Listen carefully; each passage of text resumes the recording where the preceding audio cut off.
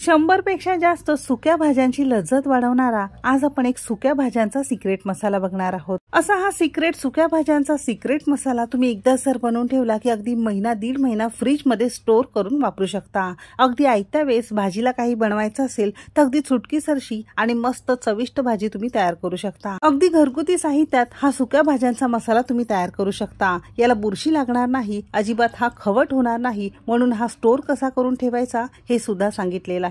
आता हाच मसाला वापरून तुम्हाला एक सुकी मस्त भेंडीची भाजी सुद्धा दाखवलेली आहे बरं का, म्हणून रेसिपी अगदी शेवटपर्यंत नक्की पहा। सगळ्यांना एक निवेदन आहे, तुम्हाला जर माझ्या रेसिपीज बघायला आवडत असतील तर कुकिंग तिकीट मराठी चॅनलला सबस्क्राइब करा आणि बाजूची बेल घंटा नक्की क्लिक करा। चला तर मग वेळ न घालवता रेसिपीला सुरुवात करूया। इथे आपण साधारणतः एक पाव किलो प्रमाणात सुक्या भाज्यांचा मसाला बनवलेला आहे। त्यासाठी लागणारी सगळी जिन्नस घरातल्या एखाद्या चमचा किंवा वाटीच्या प्रमाणाने तुम्हाला मी दिलेली आहे। म्हणजे पाव किलो भाजीसाठी तुम्हाला लागणारे हे सगळे मसाले चमचा किंवा वाटीच्या प्रमाणाने तुम्हाला मोजून घ्यायचं आहे। आणि दुसरी आणि महत्त्वाची अशी गोष्ट, मसाले आपल्याला छान खरपूस भाजून घ्यायचा आहे। त्यासाठी घरातला एखादा कोणताही जड बुडाचा किंवा जाड मस्त आपल्याला पॅन घ्यायचा आहे। तुम्ही कढईमध्ये सुद्धा हे सगळे मसाले भाजून घेऊ शकता। जर तुमचे मसाले मस्त खरपूस भाजलेले असतील तर एक तर त्याला खमंगपणा चांगला येतो, कच्चेपणा सगळं काढून टाकल्यामुळे अजिबात तो खराब सुद्धा होत नाही। त्यासाठी पॅन चांगला गरम करून घेतलेला आहे आणि त्यामध्ये अर्धी पळी आपण तेल घेतलेलं आहे। तेलाचं प्रमाण थोडंसं कमीच घ्यायचं आहे, म्हणजे मसाला अजिबात तुमचा चिकट होणार नाही। तेल छान कडकडीत गरम झालं की अगदी अर्धा चमचा मोहरी मस्त फुलवून घेतलेली आहे। तर मोहरी बघू शकता छान फुलली की यामध्ये अर्धा चमचा आपण जिरं घेतलेला आहे, एक मोठा चमचा आपण इथे धने घेतलेले आहेत आणि अर्धा चमचा बडीशेप घेतलेली आहे। हे सगळे जिन्नस चमचाने आपल्याला मोजून घ्यायचं आहे। सुरुवातीला तेलाचा ताव हलका फुलका आपण गरम करून घेतलेला आहे। खूप जास्त कडकडीत तेल आपल्याला गरम करायचं नाही आणि अगदी मंद आचेवर काही सेकंद हे सगळे सुके मसाले आपण छान परतून घेतल्यानंतर इथे आपण घरातल्या भाजीच्या वाटीने अर्धी वाटी आणि वजनी म्हणाल तर साधारणतः 100 ग्राम प्रमाणात कच्चे शेंगदाणे घेतलेले आहेत। तर अगदी सुरुवातीपासून अगदी शेवटपर्यंत गॅस आपल्याला अगदी मंदच ठेवायचा आहे आणि मंद आचेवरच हे सगळे मसाले आपल्याला खरपूस भाजून घ्यायचे आहे। अजिबात ते कच्चे ठेवायचे नाही, नाहीतर तुमचा मसाला खवट होऊ शकतो। तर बघू शकता साधारणतः मंद आचेवर एक 2 मिनिटं शेंगदाणे मस्त खरपूस आपण छान तळून घेतलेले आहेत।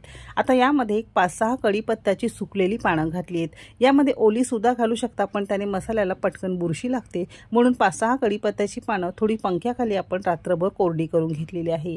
सारख्याच वाटीने इथे आपण अर्धी वाटी किंवा 100 ग्राम प्रमाणात किसलेलं सुकं खोबरं घेतलेलं आहे। तुम्ही डेसिकेटेड कोकोनट घेतलं तरी सुद्धा चालू शकेल। आता खोबरं भाजायला तसा फार जास्त वेळ लागत नाही, काही सेकंदातच मस्त हलक्याशा बदामी रंगावर आणि खोबऱ्यामधून मस्त सुगंध यायला सुरुवात होईपर्यंत आपण हे छान भाजून घेतलेलं आहे।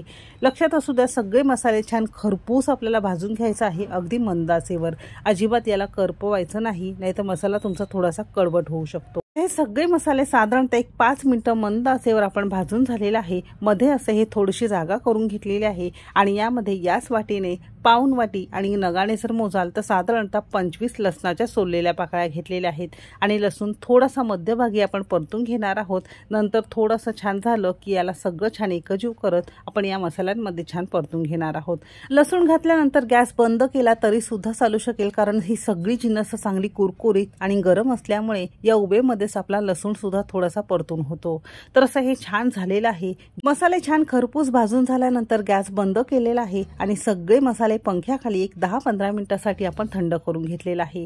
चांगले थंड झाल्यानंतरच मिक्सरच्या स्वच्छ आणि कोरड्या भांड्यामध्ये काढून घेतलेला आहे।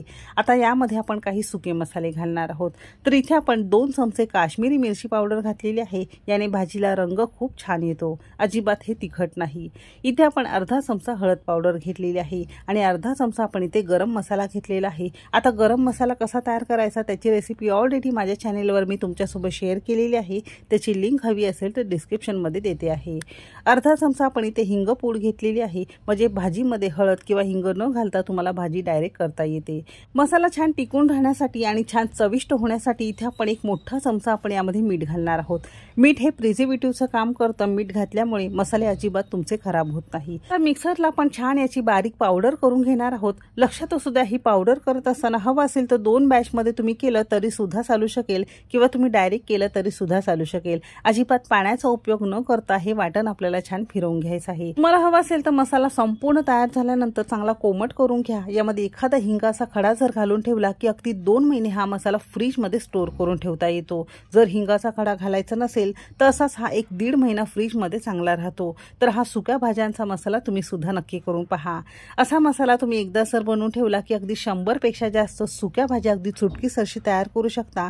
तर हा सुक्या भाज्यांचा मसाला वापरून तुम्ही कोणताही फळभाज्या तयार करू शकता. जसं भेंडी झालं, दोडका झालं, वांग झालं, बटाटा झालं, सुकं कारलं असेल, वालपापडी असेल, अशा कोणत्याही फळभाज्या तुम्ही तयार करू शकता. मुळाच्या तुम्ही कडधान्याच्या भाज्या सुद्धा अगदी सारख्याच पद्धतीने तुम्ही तयार करू शकता. हा मसाला वापरून भेंडी फ्राय डब्यासाठी कसं बनवायचं ते बघणार आहोत. अगदी फटाफट होतं, शिवाय खूप जास्त चविष्ट होतं. भरली भेंडी खाताना अगदी तशी तुम्हाला या भाजीमध्ये चव येते.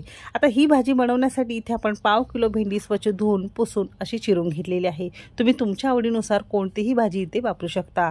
बनवण्याची पद्धत अगदी सारखीच आहे. भेंडी मसाला किंवा भेंडीची सुकी भाजी बनवण्यासाठी एक पॅन गरम करून घेतलेला आहे. त्यामध्ये अर्धी पळी आपण तेल घेतलेलं आहे. तेल छान कडकडीत गरम झालं तर यामध्ये एक मध्यम आकाराचा कांदा थोड्याशा मोठ्या तुकड्यांमध्ये आपण चिरून घेतलेला आहे, जेणेकरून भेंडीची भाजी चिकट होऊ नये. कांदा आपल्याला फक्त मिनिटभर हलक्याशा गुलाबी रंगावर छान परतून घ्यायचा आहे.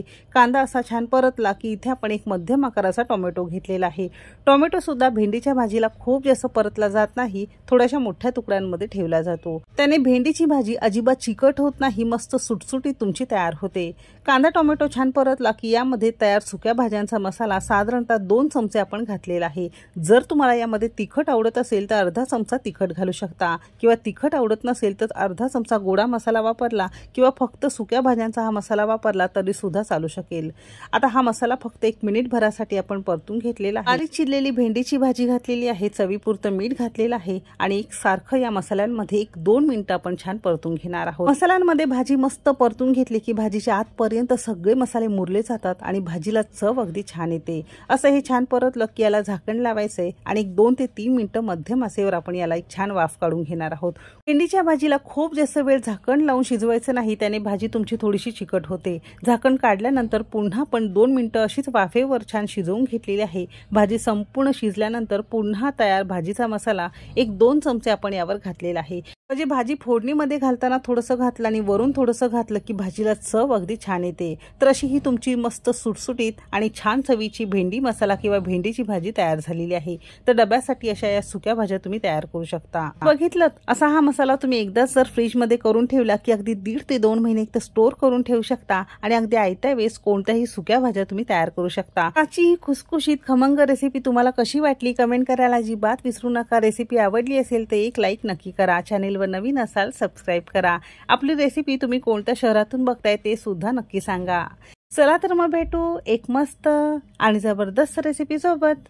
तोपर्यंत मस्त खा आणि स्वस्त रहा.